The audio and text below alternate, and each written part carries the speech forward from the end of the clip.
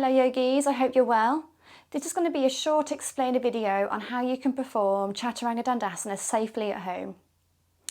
So Chaturanga Dandasana is a Sanskrit name, and if it's translated into English, it's the four-limb staff pose. And some people also refer to it as a low plank.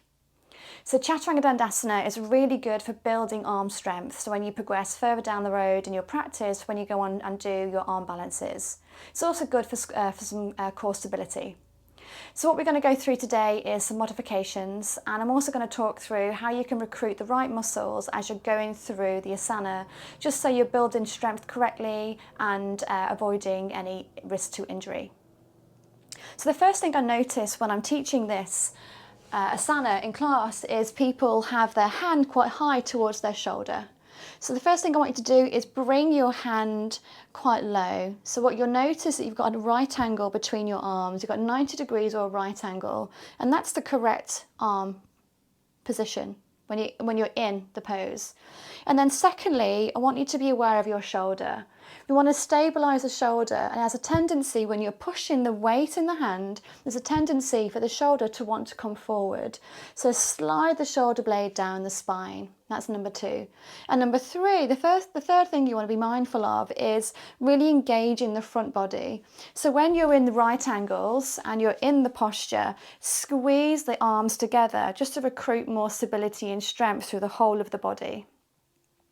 So before I go into the Chaturanga Dandasana and also modifications, I'm going to walk you through plank pose, because we often go from plank pose into Chaturanga Dandasana, and I think if you understand plank more clearly, then you'll find going into Chaturanga Dandasana much easier.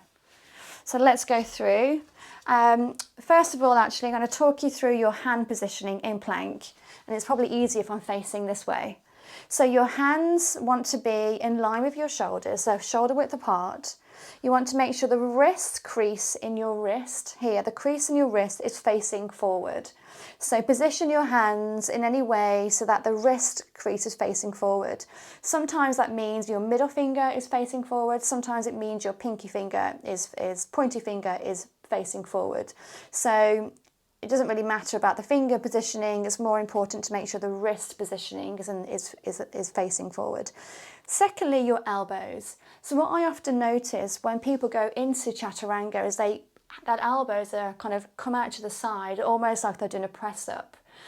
But in Chaturanga Dandasana, you want to make sure your elbows are going behind you or into your sides. So the best way of doing that is to make sure you're wrapping the triceps back, and your inside of your elbow is actually facing forward. So wrap the triceps back and the inside of the elbow facing forward. Have a little play around with that. So you're wrapping the triceps and the biceps are forward, the triceps are back. And that's the correct arm positioning. And then from there, you're going to squeeze the arms together. So you're squeezing like together, it's exaggeration just to show you. And that really recruits the chest muscles. Okay, so moving round then into plank pose. Place your hands on the floor. And then your wrist is facing forward. You're going to be wrapping the triceps back, the biceps forward. So the inside of the elbows are facing forward. From here, squeeze the hands together, recruit the whole of the upper body, and then push into the floor. As you're pushing your weight into the floor, you start to protract the shoulder blades towards the ceiling. And now begin to engage through the ribs. So squeeze the ribs, squeeze the abdominals, and tuck the tailbone under. Then slide one leg back, and then the other. And then hold it here in your plank pose. So in your plank pose, you're pushing into the floor, you're pulling the hands together, the arms together, you're squeezing the whole of the upper body. Then your ribs are tucked in, you're squeezing the belly button, you're pushing to the ceiling. Your bottom is also engaged. So engage in the bottom, you're engaging the thighs. So this is your plank pose. And from here, we go into Chaturanga Dandasana. So I'm going to show you the full Chaturanga Dandasana first, and then I'll show you a modification.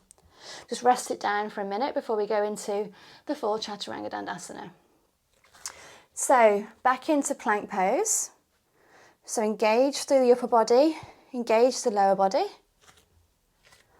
And then you want to come forward right to the edge of your tiptoes. And that's because you want to get the right angle in your arm when you come down.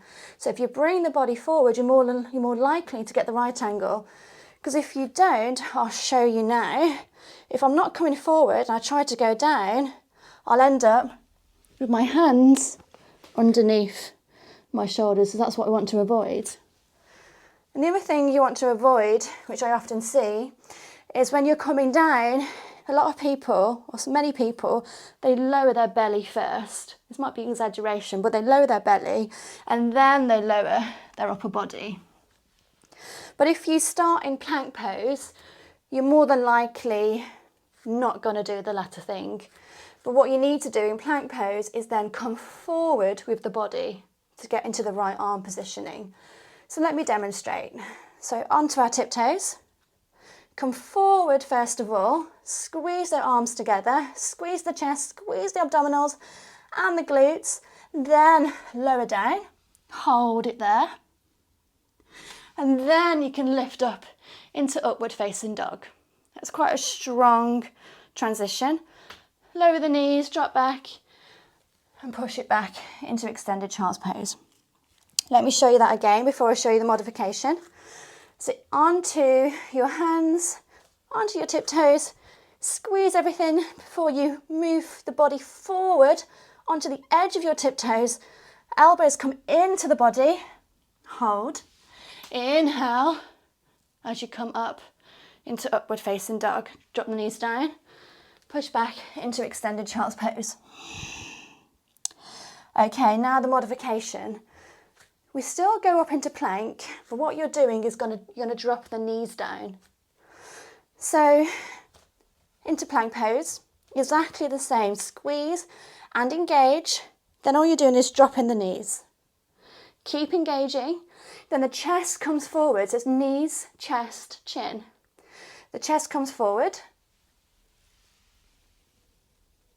Then you slide into your cobra. And then you can push back into extended child's pose. Let me show you that again. So onto your hands, into plank pose, engage your glutes, engage your stomach, drop the knees. The chest comes forward, almost like open the chest. Chest comes forward, pushing through into cobra. Downward facing dog. Extended child's pose. Or you can go into downward facing dog from there. I hope that helped. If you need any further modifications, do let me know. The other one, which I sometimes do, is one-legged chaturanga. So one knee down rather than both knees down. And I guess that's the transition from going from knees, chest, chin, but before you go to full chaturanga. So let me just show you that before we finish. So into your high plank again. But what you might want to do is just drop one knee down, then hold it here, and then upward facing dog. Slightly gentler than the full Chaturanga Dandasana. Drop the knees, pushing back into extended child's pose, or downward facing dog.